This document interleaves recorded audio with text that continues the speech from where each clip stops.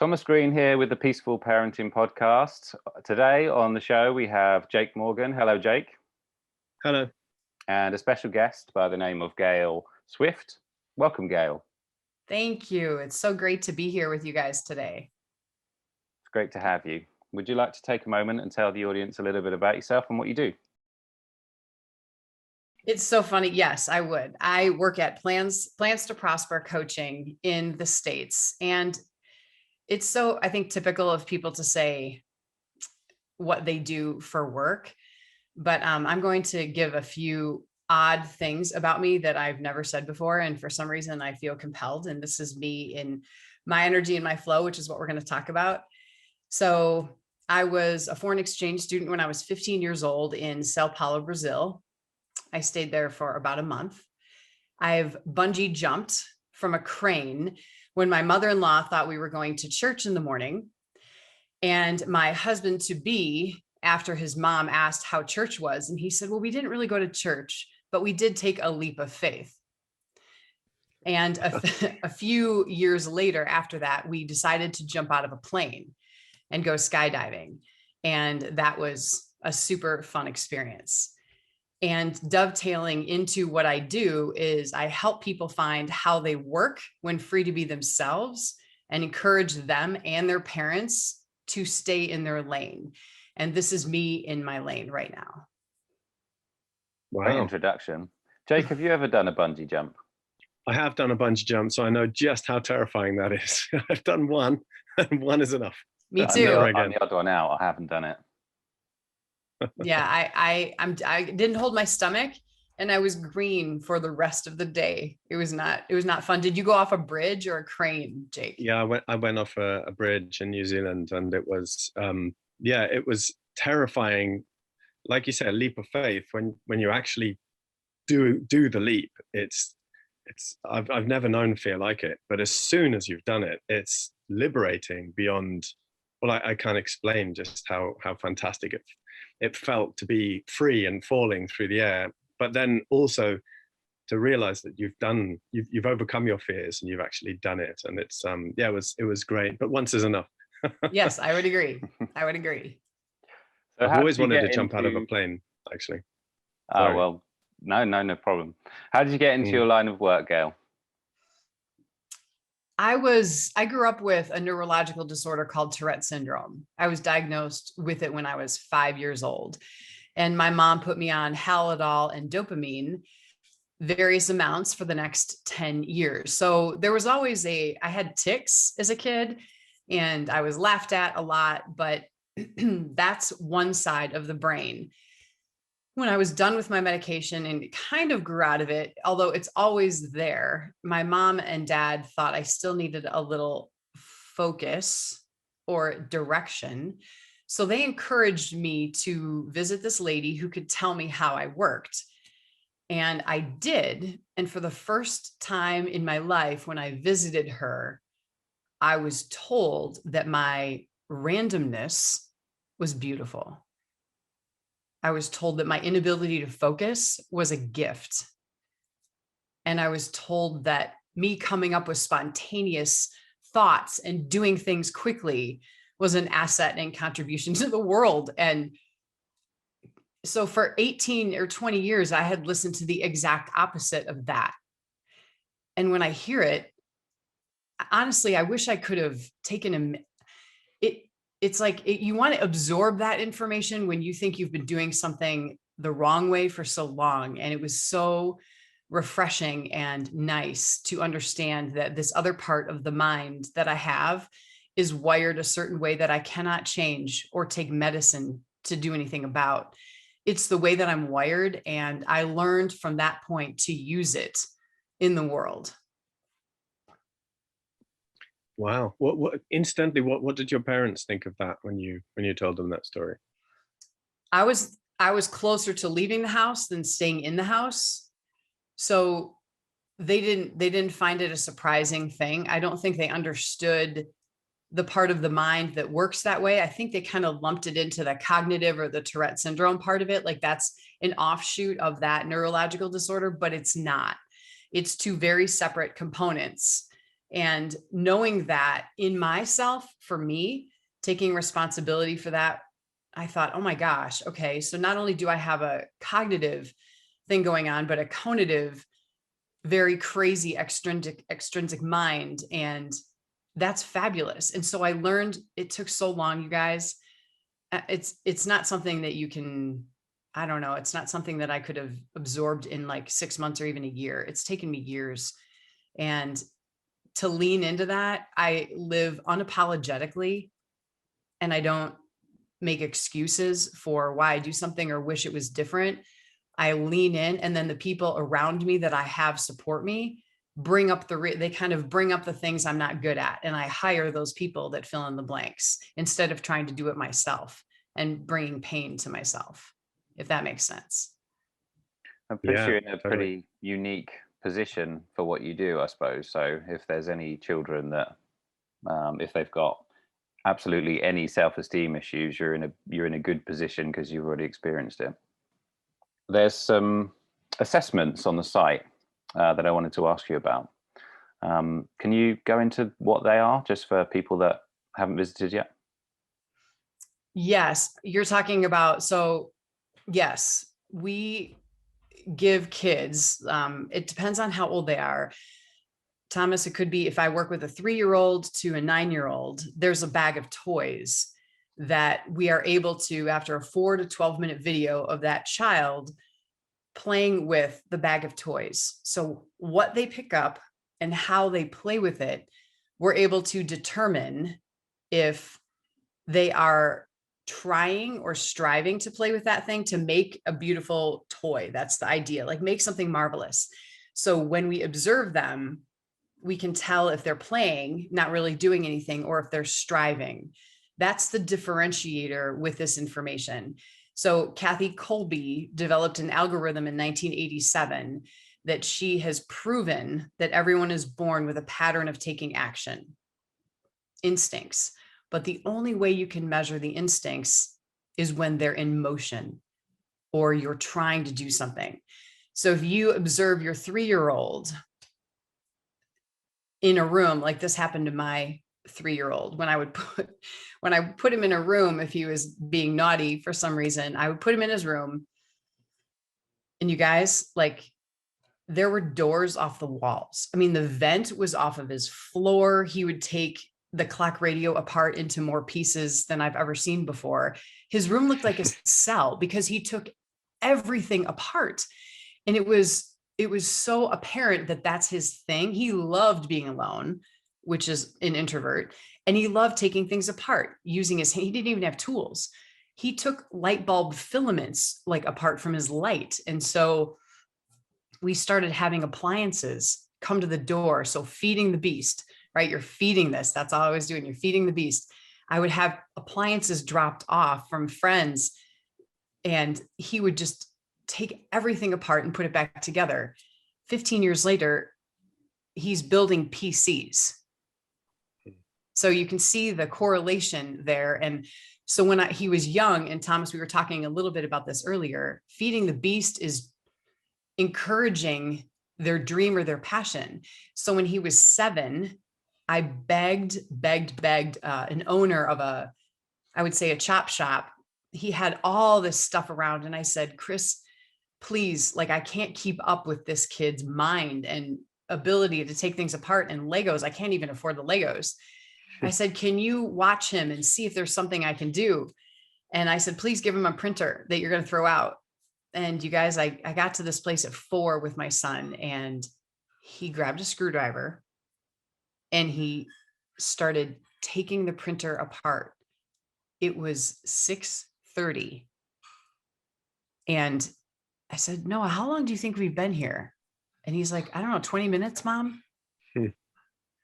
He was in his sweet spot. So he was in his lane. And that's what I discover in kids through the test. That's really interesting. And that's, really a young age as well. It's quite surprising. I got, I guess, two questions that provoked in me, really. The first is, obviously the example that you gave with your son is very clear. It's very obvious. And, he's I can understand when you were saying that, I was thinking he's going to be an engineer, or he's going to be, you know, something along those lines. But presumably that's not all kids are that clear cut. It's not so black and white. And B, is that usual at that age? I mean, do children kind of at 3, it's already apparent and it kind of stays a permanent fixture in their character, or does that, Yes. or can it vary? No, it doesn't vary. They're born with this pattern. They're born with it. And Kathy Colby can tell, you know, a cognitive means of a year-old or 6-month-old, she said. Wow. But technically 3 years of age is when we begin to test. And after a 4th grade reading level, they're able to take a written, very simple written, or on a computer, it's a link that I send. And so they're able to take that from 9 years old up until 22. And it tells them how they work, which is called their MO, or modus operandi. And it tells them how to test well, how to study for school. And it also tells them what will cause them stress in the world and what to do about it. So it gives 3 bits of information in one.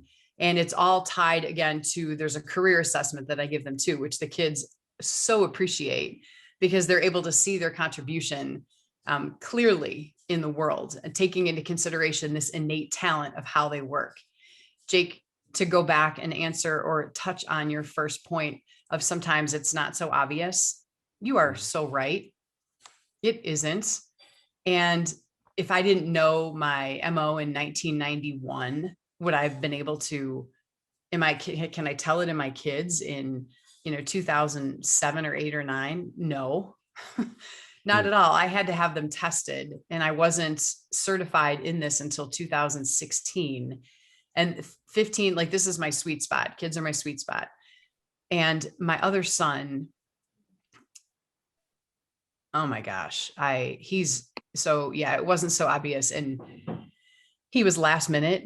He was defiant. He did what he wanted to do. He was very black and white, didn't care or appear to take anyone else's opinions into consideration while solving a problem.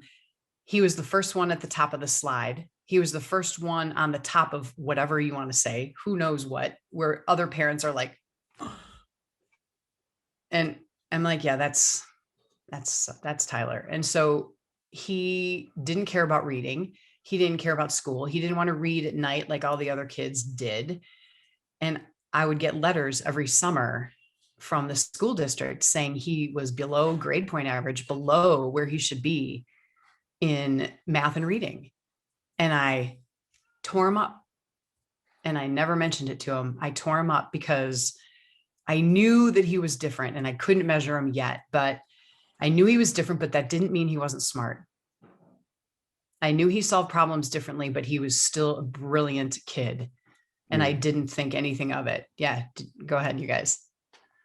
I can relate to Tyler, but I was going to say, I mean, I want to make sure I cover your expertise as much as I can whilst you're here, because I think we exchanged some messages before the podcast, and it's a bit of a generalized question, and I know you've covered it in parts, but what would you say to someone who you didn't really know that much about them? It was in passing. What would you say to someone who's like, I'm really struggling because I want to help my teen realize what they want to do with their life? In that sort of short opportunity that you have with that person, what would you say to them? And we're talking about a teen? Yeah. A teenager? Yeah. So about the age of 3rd grade or 7 or 8, 3rd grade is usually when the lights go out. Meaning Tyler came home and he felt stupid because he didn't sit there all day, or he didn't have a color-coded folder for every subject. And he didn't want to go to school anymore. He wanted to give up. And I told him about this way of taking action. And so this is what he did. It's all about deciding. As a parent, we agreed that we were going to raise kids that contribute to the world and make it a better place. You cannot have an unconscious or a not passionate contributor. So we wanted a passionate contributor. So this is what he did. He came home from school and he wasn't bringing home the worksheets. And I said, Tyler, where are your worksheets? Are they giving them out anymore? He's like, no, they are. Okay, where are they? He's like, I decided to take the 10% ding. I said, 10% ding, 10% ding on what? And he said, well, I asked the teacher, what would it cost me to not turn in these homework sheets? And she said, it's a 10% ding on your grade. I'll take it. And so people have one of two ways of hearing that story. They are either mortified that I allowed that to happen, or they're thrilled that this child made a decision. And when the child makes a decision, they also get to deal with the consequence, right? They get to deal with the consequence. And at a very young age, to answer your question, Thomas, you notice, or you can notice, what brightens their eyes, what they're there for 3 hours and it feels like 20 minutes. Feed the beast.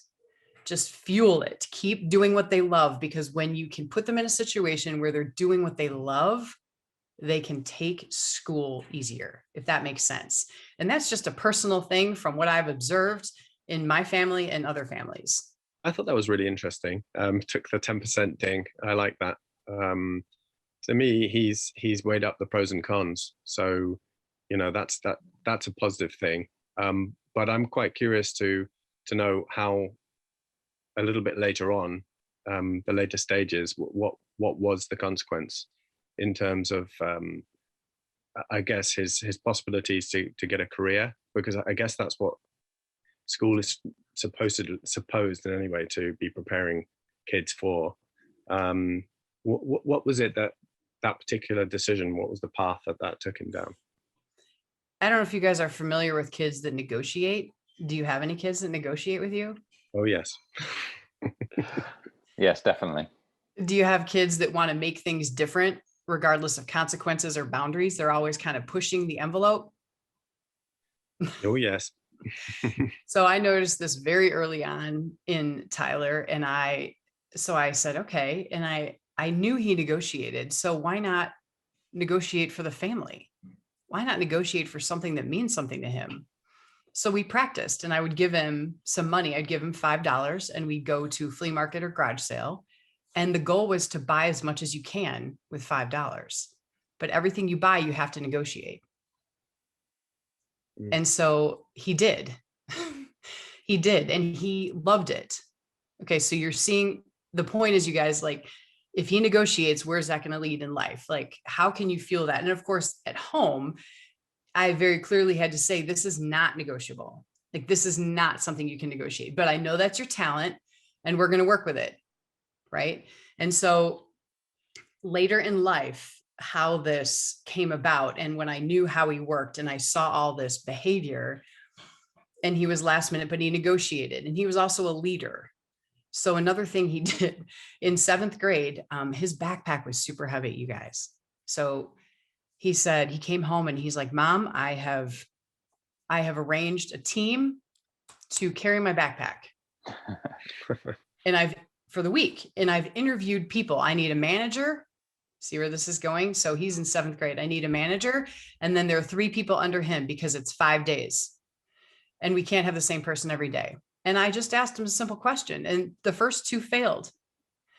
I said, you had interviews for a manager to carry your backpack, who has to have a team. And the first 2 failed. I said, what was the question that you asked the students? Well, the question was, what will you say if a teacher says, why are you carrying Tyler's backpack? And the correct answer is, because I want to, not because he made me. And so then those people were responsible for the team underneath, and they needed to hire 3 people. And I said, how are you paying them? And he said, in Jolly Ranchers. Okay. So he digs holes. He climbs to the top of everything. He doesn't need a path. He's what's called a pioneer. He's a physical risk taker. School and a physical risk taker are 2 very different lanes. Yeah. Very different lanes. If you're a physical kid and you're always out, you need to be outside. These are needs, they're not wants. But school has you sitting there for 7 hours. How can you feel as a contributor? How can you be a contributor in a school system with those talents? Extremely difficult. Those are the kids that get labeled ADD and ADHD. He has the perfect MO for an ADD, ADHD kid. At a young age, when I recognized this, his decision, let's meet with the teachers. All his teachers had his paperwork on how he works. They knew the best Tyler Swift. And he said, can I be the fix-it guy? Can I be the guy that goes and changes the clocks when the clocks change? Can I change the light bulbs? Can I fix the desks? So he developed a path for himself to succeed in school with as many interruptions as possible to get his hands on the world and use his gift. Does that make sense to you guys? Yeah. Perfect sense. Does it make you think about your girls, Jake? Yeah, of course. It really does. I've got two teenage daughters. One is 15 and one's 13. And the 15-year-old is seemingly more disciplined and fits into the education system a bit better. The 13-year-old, she's, let's just say, very creative. And she will, maybe not to the extent that you've described with Tyler, but that kind of rings a bell a little bit with her. She does like to negotiate. In fact, she's constantly negotiating about everything, and sometimes that can be really advantageous, but sometimes that can be kind of tricky to manage in the house.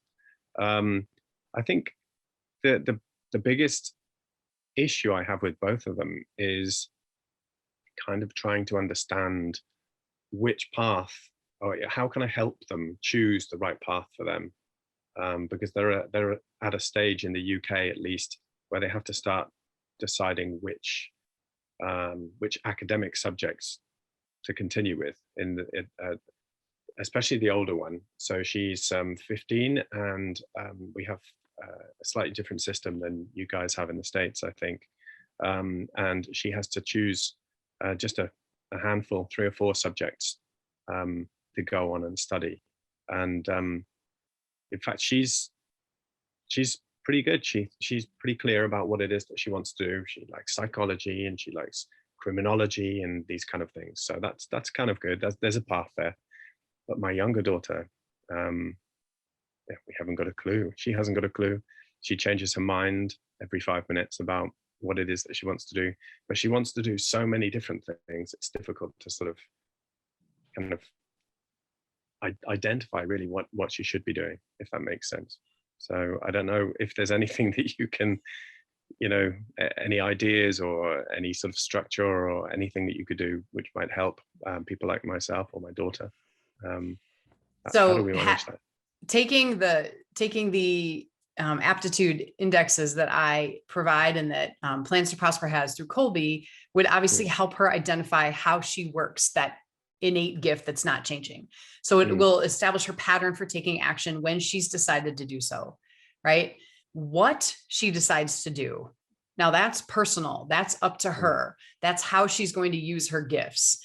And if she naturally is last minute or negotiates or pushes the boundaries and is changing gears all the time and does her homework in the car, if at all, if she's that kind of kid, naturally she will need freedom from rigid systems in a work environment, generally speaking. And I don't know how she works, but what I do, obviously you can also, there's a career assessment that goes with it that will succinctly point out where her contributions would be in the world. And kids love to see that. When I work with kids that are younger, like 13 to 15, and then I work with them again in like 2 or 3 years, I notice that when they pick their interest areas on the career assessment, they have to rank 4 of them in 1 through 4 out of 15. And when they do that in 2 or 3 years after a young age, I recognize that there's a little bit of a tweak, meaning like the second could go to the first or the third could go to the first. It could change a little bit, but generally speaking, the lane is established, and her freedom to be in an environment that will allow her to do things her way will be imperative for her success of her time, of her create. Does that make sense, Jake? Yeah. Yeah, it does. I mean, Okay. there is another sort of follow-up to that, which is that the job industry, careers, the world is changing so fast with new technologies and everything, that that's another thing that's kind of maybe not the hurdle to overcome, but something to bear in mind, which sort of muddies the waters a little bit, perhaps, about traditional, at least for my older child, who's slightly more traditional. It muddies the waters for me about, is that really a good long-term career path to be going down? You know, is there going to be a requirement or a need for that job in 20 years' time? That kind of thing. I don't know if you have any thoughts on that. I'm going to go back to the characteristics you've briefly laid out with your daughter. And it Mm-hmm. sounds like wherever she's living in the world, she's going to make it work. She's pretty determined. Oh, that's good to know. Yeah. It sounds, just from this very brief interlude, I mean, it sounds like she's very determined. She knows what she knows and she knows what she doesn't want. Mm. And she'll just make it work. One thing that, an ingredient that is crucial to having kids know this, is freedom. So freedom and latitude to choose. My kids always, they've known that I have no problem repeating any grade whatsoever. Like, I have no problem with that at all. And they can repeat any grade. I've actually encouraged it in some capacities, and the teachers have not agreed with me. But the other thing is, I just did this last week, Friday, you guys.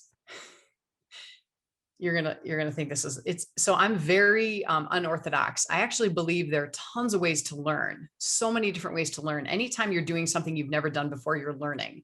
And your 13-year-old Jake, it sounds like adventure is maybe her thing. Like, new things or opportunities are her thing. I don't know.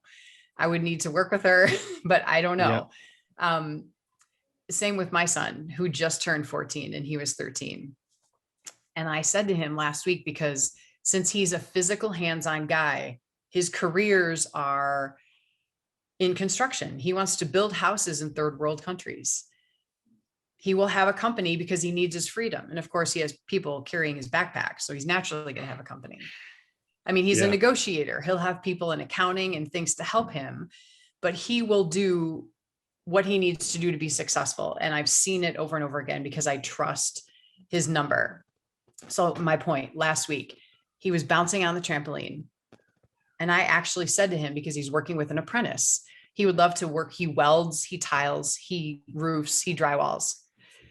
And he's working with an apprentice who he's sequestered his services. And I said, if you could get into being a cabinet maker or a welder on a full-time regular basis, I'm fine with unschooling you during high school, because you don't need a high school diploma to apply for college if that's the direction you want to choose.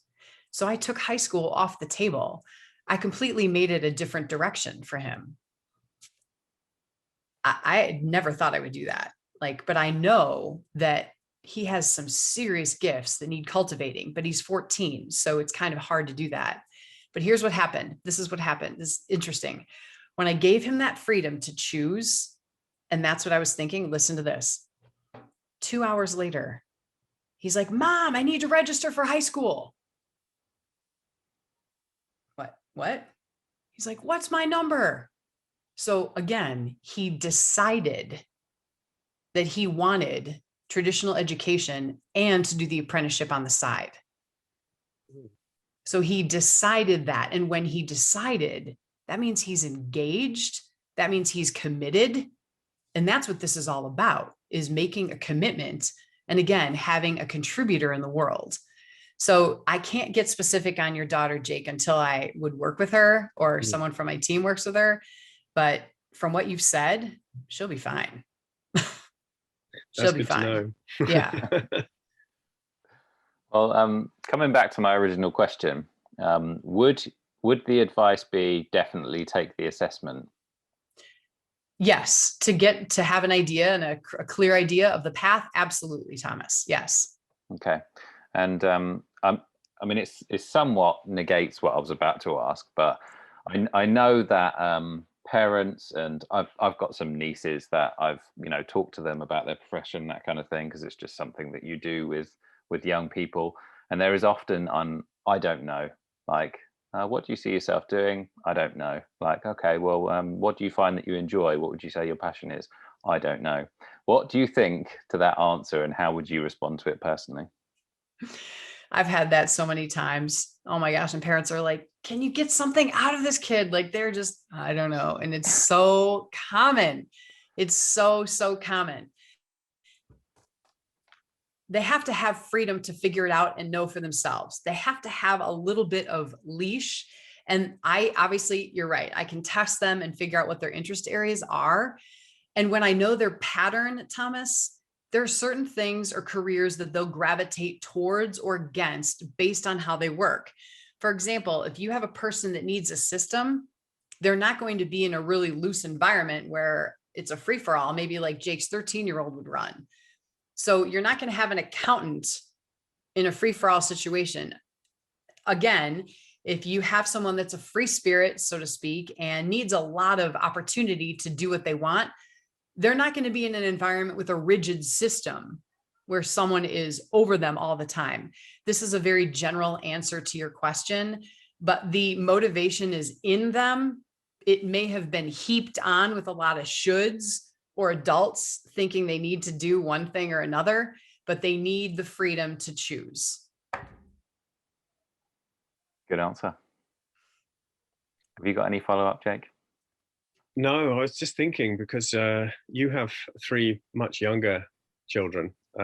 So, I mean, it becomes, I think, these questions. So I was really curious actually about the fact that that you mentioned 3-year-olds doing the test, because it's obviously my children are much older than that now, so we kind of missed that particular boat that early on. But I guess it's never too late to do the test, or it's never too early as well, I guess. Right. 1 to 3 would be too early.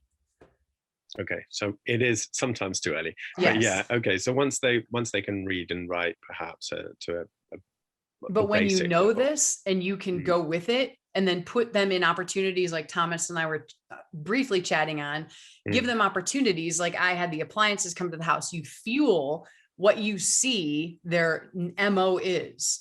So if I know my son's detail oriented, he needs to finish what he starts. When the gas grill came to the house and he was 11 years old, I trusted his MO, and he was the only one in the house that needs to finish what he starts.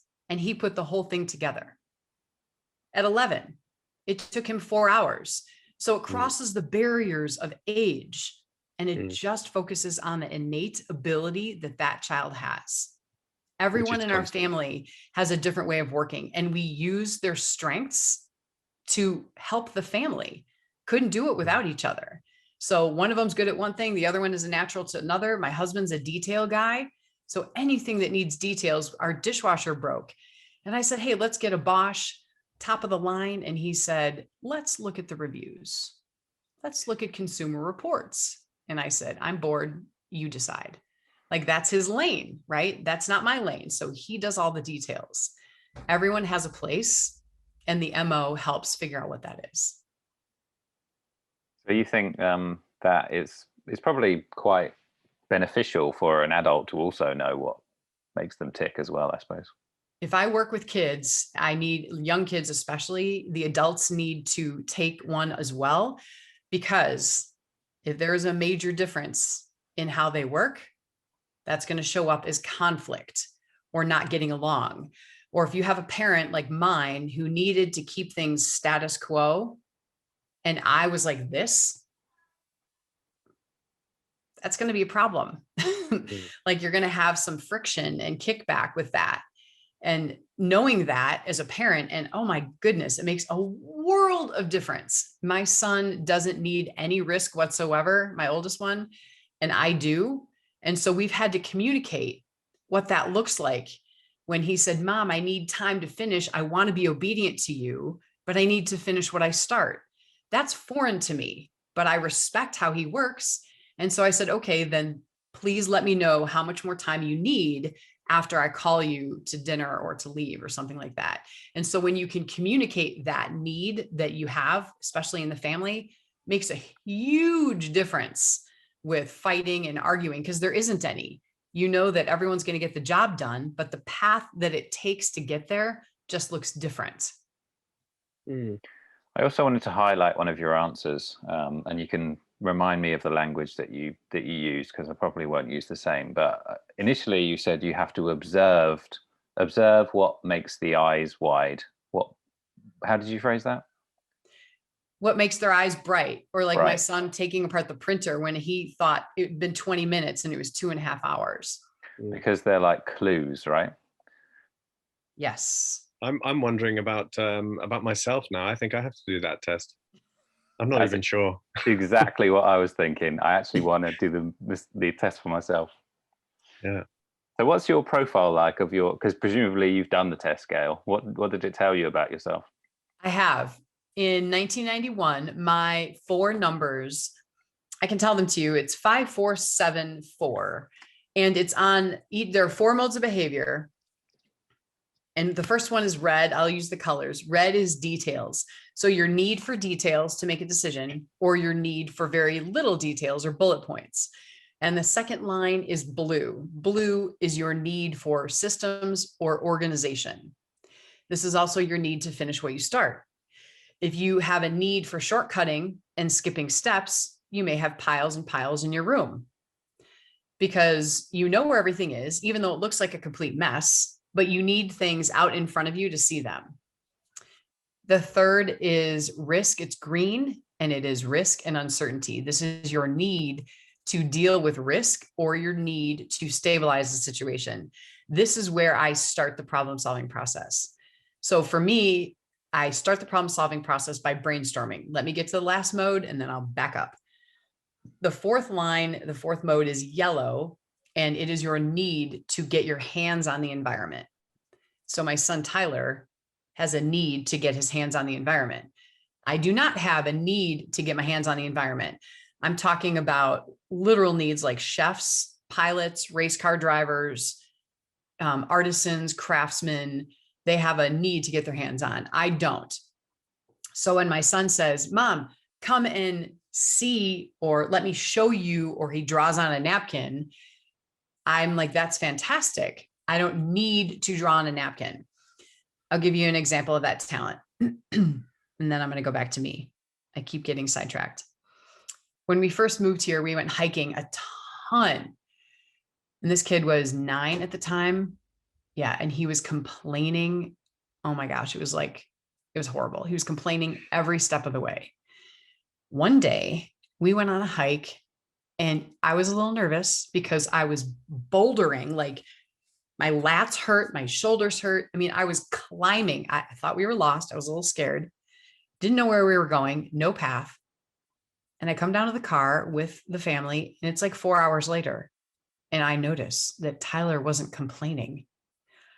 And I said, Tyler, I noticed that you didn't complain once. Why is that? He said, because there wasn't a path. He needed to explore and create. That's his need. That's not going anywhere, guys. That's not going anywhere. So with me, how I start with risk and uncertainty looks like doing things differently.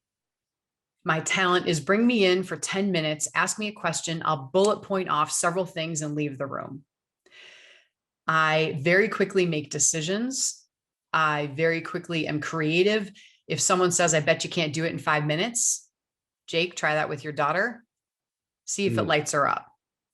If you tell her, I bet you can't do it differently than anyone's done it before. See what happens. Yeah, I'm already thinking I can guess that. That would she'd be delighted with that. That's a challenge. And I am last minute as well. I do things very well at the last minute, and I always pull it out when I want to. I love the explanation, and it's not something that I feel is commonly known about this approach. So what is commonly known is how you might sit a schoolgoer in front of a careers person at school, and they might reel off a load of options. What do you think of that approach within schools where they try and tell you what your future will be? I think so there are 3 parts of the mind: think, feel, and do. Schools work with two of them to determine what their career would be, the think and the feel. So what they know so far and what they like. What makes this career assessment different is it takes into consideration your pattern for taking action, your natural pattern for taking action. When that is taken into consideration, when you have someone that is naturally wired to be an air traffic controller at the age of 8, and it's in them to do so, right? That's their thing. Why wouldn't an air traffic control tower want to be involved with that young child if they're naturally wired to do it? Because you can teach them and train them anything. But if their innate gifts that aren't going anywhere are solid and set up for that, why wouldn't a company talk to that person, an individual? Kolbe is used for hiring 98% of the time. I'm rare because I'm an external person that is working with youth, which makes me even more rare because there are only 15 of us in the world that work with youth. Wow, So it is rare. It is rare. It's super rare, but that innate pattern that doesn't change will dictate their success. So you won't be a 65, 70-year-old gazillionaire who's had heart attacks and lost his family and been divorced because he's super stressed out and not in his lane. That was actually one of the things I was going to touch on. How much of the adult population do you think are in wrong jobs for what their lane is? When I work with percentages on the career assessment, it ranks. Kolbe partnered with Indeed, so it ranks 1,245 careers as of last week with sustained success. So anything above 78% involves success with all three parts of the mind. So you know that person is going to be 78% successful or satisfied with all three parts of the mind. To answer your question, it's usually about 50% of the people that are satisfied where they are. Yeah. Might be something for employers to use, Jake. Yeah, I was just thinking exactly that. Yeah, I think it's it's so important. I think you're quite right. It's to make sure that the person is going to be happy. You know, when you're doing a job, it's a large portion of your day for a large portion of your life, and if you're not doing something that makes you feel fulfilled, and it's not using your own innate talent and abilities, then that's a recipe for disaster in my book. So it's really tricky to, especially in fact, if you are hiring, you're going to have a lot of people wanting the job, so they're going to kind of try and fit themselves into what it is they think the job involves. So yeah, I think you're quite right. You've hit upon something there, Thomas, with the with that idea. It's not such a bad idea at all. You know? Kolbe is used. I mean, it takes the emotion out of hiring. Can't fake a number. You can't fake it. So business owners, they usually fill out what's called a Kolbe C index on that position. They have a 4-digit number of the ideal candidate, and then they run reports on the 3 to 5 candidates that they've chosen to take the Kolbe A index, which stands for adult. And the idea is to match the numbers. Yeah, I like that. Is there anything that you feel that would be beneficial to the audience that I haven't asked you about? Yes, actually, one thing I wanted to touch on. If you take this and you know the number, trust it. Trust it. And as parents, you can kick back.